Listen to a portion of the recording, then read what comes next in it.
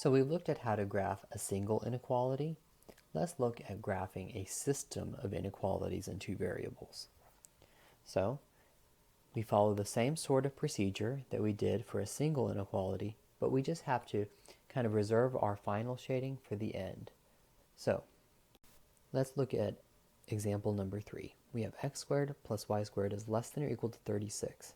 So let's graph it first. X squared plus y squared equals 36 needs to be graphed first, and since there's an equal bar, there will be a solid line, or sorry, a solid curve. This is a circle, and its center is 0, 0, and its radius is 6.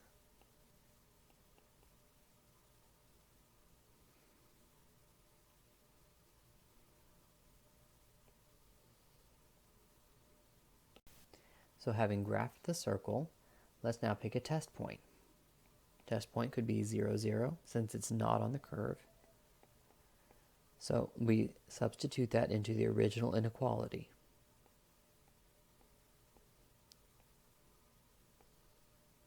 So that would be 0 squared plus 0 squared, which is 0. That's less than or equal to 36. That's true. So we would shade inside the circle.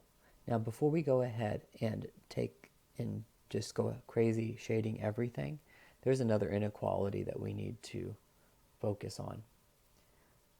We have to look at x plus y is greater than or equal to 6.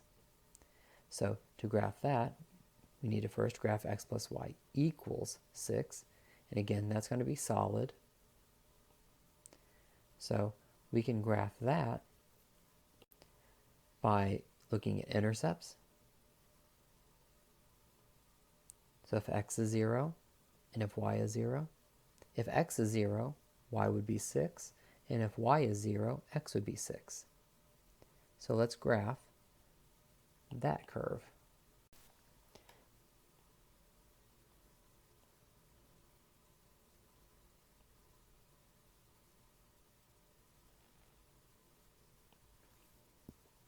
Now, let's pick a test point. And again, we can choose 0, 0 since that's not on the curve. So x plus y is bigger than or equal to 6. Would be 0 plus 0 is bigger than or equal to 6. That's false. So we would shade away from the test point. Now, what region is shaded by both? So the region shaded by both is this inner region right here.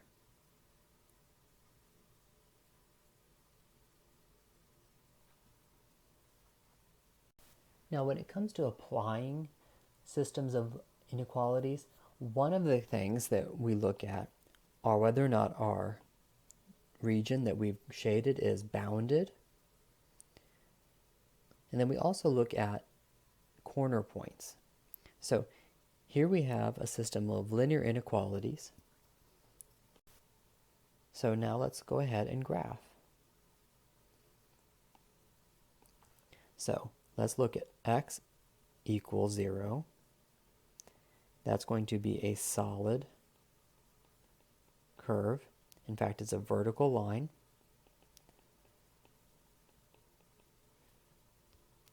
And it's also known as the y-axis. Let's pick a test point. This time we cannot choose 0, 0.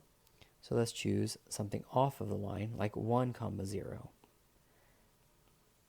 If we choose 1, 0, and we plug that into x is greater than or equal to 0, we get 1 is greater than or equal to 0. That's true.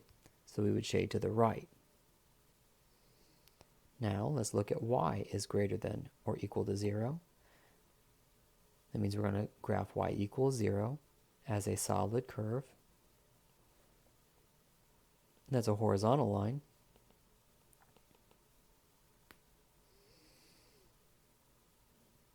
Now it would be beneficial at this point in time. I'm going to be graphing a lot of lines. So this is x equals 0. This is y equals 0. Let's label those lines. Let's pick a test point.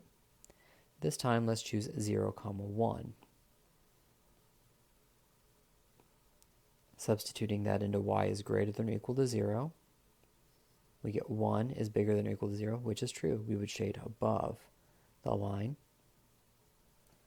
So right now, if we had to stop here, we would have just this upper right region that's shaded by both. Now, let's look at 3x plus 2y equals 12. This is also going to be solid, and we can graph that using intercepts as well. X, y, table, and we can let x be 0 and y be 0. If x is 0, we would get 2y equals 12, which gives us 6. If y is 0, we would get 3x equals 12, which is x is 4. So 0, comma 6 and 4, comma 0 would be those 2 points.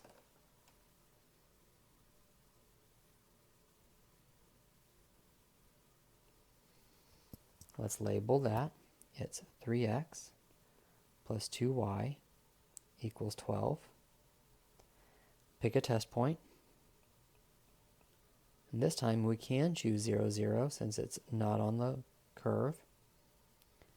And we would plug that into 3x plus 2y is less than or equal to 12. Plugging those in, we get 3 times 0 plus 2 times 0, that's 0, and that is less than or equal to 12. We would shade then the side of the test point. So right now, our shaded region is this triangle. That's the region that's shaded by everything.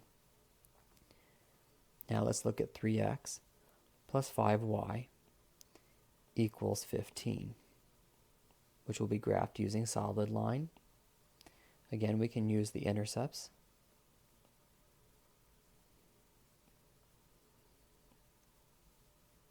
If x is 0, we get 5y equals 15, which means that y is 3. If y is 0, we get 3x equals 15. That means x would be 5. So we have 0, 3 and 5, 0.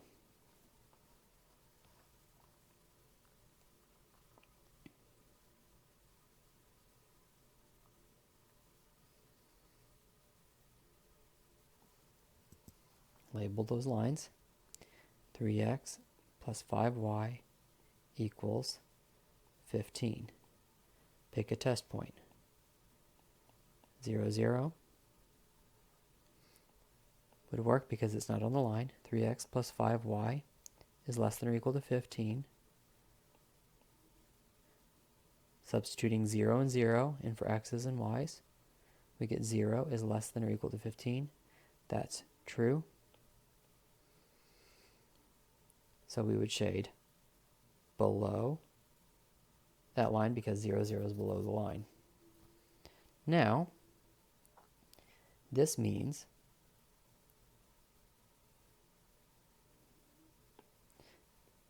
that whenever it comes to shading, we would shade what region? It would have to be in all of this. So we're looking at this region right here.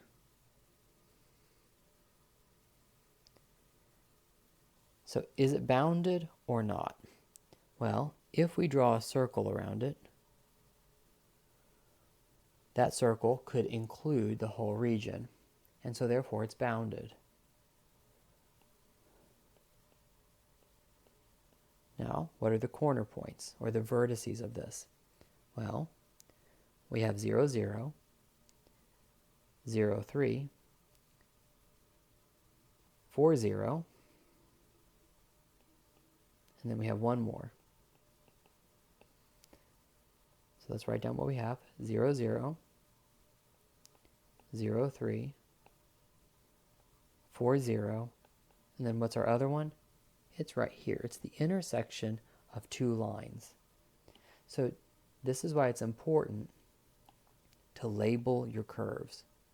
So it's the intersection of 3x plus 5y equals 15 and 3x plus 2y equals 12.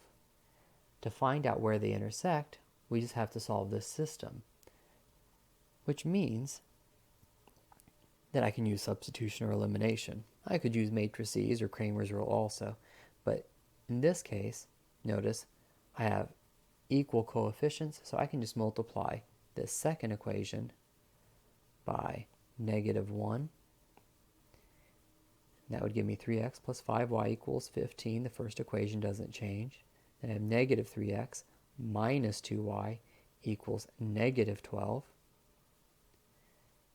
Add them, we have 3y equals 3, so y would equal 1. Back substitute.